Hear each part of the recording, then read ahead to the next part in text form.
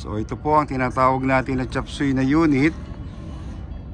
At kung bakit po siya chop suey, dahil ito po ay Mazda Titan ang nakalagay po rito sa harapan na emblem. Pero kitang kita nyo naman po ang kanyang front grille. Ang headlight ay headlight at front grille ng Isuzu.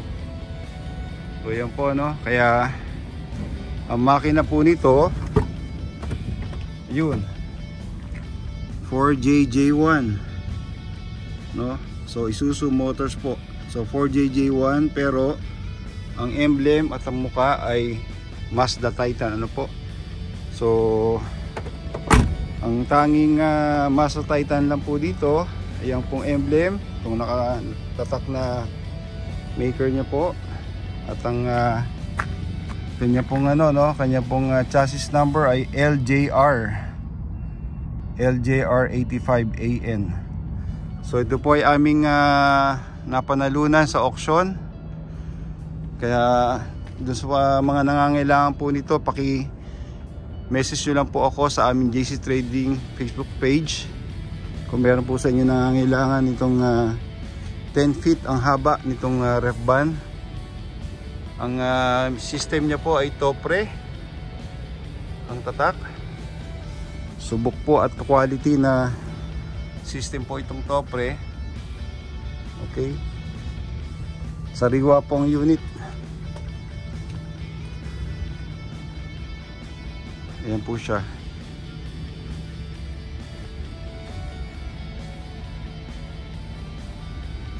Ayan po ang interior.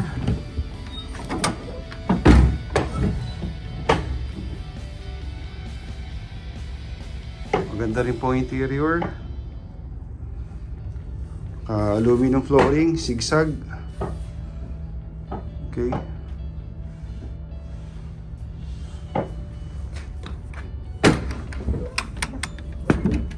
Ang chassis po nito makinis. Makinis na makinis ang chassis. Ang size lahat ng gulong po nito ay R15. 5 studs. Merong reserva. Okay.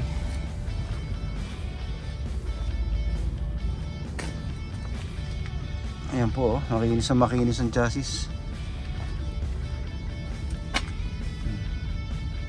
Diesel engine. Ito naman po ang front wheel niya, R15 din.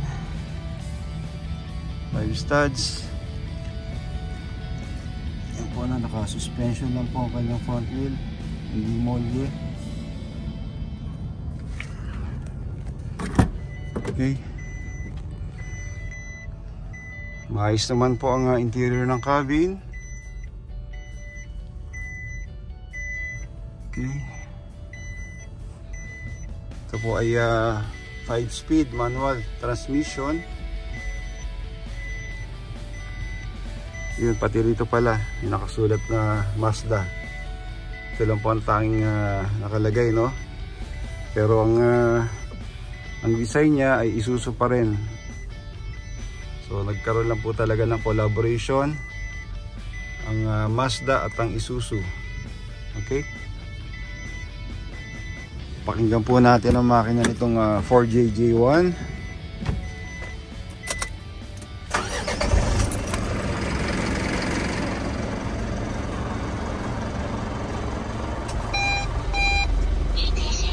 Ito nga po pala ay negative 30. Ayan po.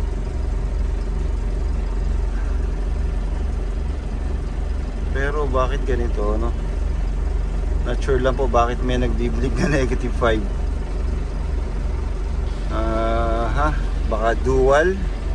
So comment down below na lang po, no, bakit nagbiblink ang negative 5. Pero dito sa bandang kanan ay meron nakasulat na negative 30. Doon po sa mga magagaling po sa ref van, please comment down below na lang po, ano.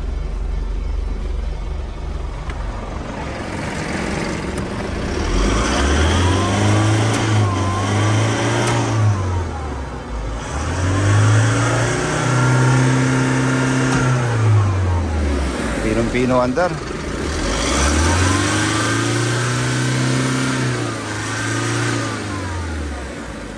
Wala, kausok-usok.